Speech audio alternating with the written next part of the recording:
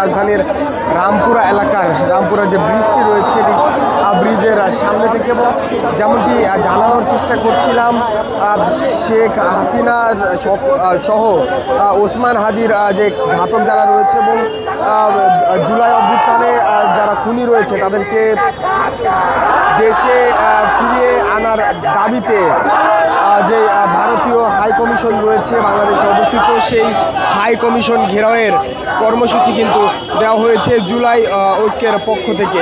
জানিয়ে রাখতে চাই শেখ হাসিনা সহ সকল খুনিদের দেশে ফিরিয়ে দেওয়া ও ভারতীয় প্রক্সি রাজনৈতিক দল, মিডিয়া লীগ ও সরকারি কর্মকর্তাদের অব্যাহত ষড়যন্ত্রের প্রতিবাদে মূলত এই যে মিছিলটি রয়েছে march to Indian high commission, সেই মিছিলটি কিন্তু শুরু হয়েছে। এবং যেমনটি দেখছেন কিছু এই মুহূর্তে কিন্তু যে রামপুরা ব্রিজ রয়েছে রামপুরা এলাকা থেকে মিছিলটি শুরু হয়ে ইন্ডিয়ান হাই কমিশনের অভিমুখে কিন্তু রওনা করেছে।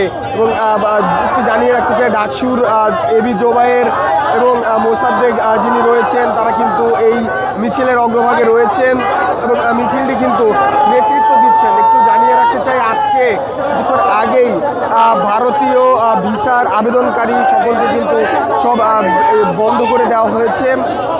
মূলত নির্বাচনকে সামনে রেখে দেশের যে পরিস্থিতি সেই পরিস্থিতিকে কেন্দ্র করে এই সিদ্ধান্ত নেওয়া হয়েছে বলে জানানো হয়েছে আমাদেরকে। এবং একটু জানিয়ে রাখতে চাই কিছুদিন আগেই কিন্তু যুক্তরাষ্ট্রের হাই কমিশনকে বলা হয়েছিল দেশের নির্বাচনকে সামনে রেখে বাংলাদেশের সকল জনসংযম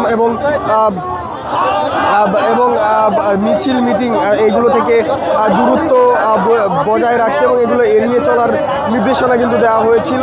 এবং আজকে কিন্তু ভারতীয় হাই কমিশনকে এই নির্দেশ দেওয়া হয়েছে এবং ভারতে আবেদনকারী সব ভিসা কিন্তু বন্ধ করে দেওয়া হয়েছে। একটি বিষয় জানিয়ে রাখতে চাই, যেমনটি দেখছেন ban Indian proxy media, ban Indian political party সহ বিভিন্ন ধরনের প্লে কার্ড হাতে নিয়ে এই রামপুরা যে ব্রিজ রয়েছে রামপুরা ব্রিজ থেকে কিন্তু ইন্ডিয়ান হাই কমিশনের উদ্দেশ্যে রওনা করেছেন জুলাই ঐক্যের যে মিছিলটি রয়েছে। সেই মিছিলটি মূলত যেমনটি বলছিলাম মূলত শেখ হাসিনা সহ জুলাই আন্দোলনের সকল খুনি এবং ওসমান হাদির ঘাতক যারা ইতিমধ্যে ভারতে পালিয়ে রয়েছেন তাদেরকে ফিরিয়ে দেওয়ার যে দাবি সেই দাবি নিয়ে কিন্তু এই long march to Indian high কমিশনটি অনুষ্ঠিত হচ্ছে। এবং একটি বিষয় জানিয়ে রাখতে চাই, গত কয়েকদিন আগেই শহীদ মিনারে সর্বদলীয় যেই সভা ছিল সেই সবাই কিন্তু হাসনাত আবদুল্লাহ কিন্তু বলেছেন যে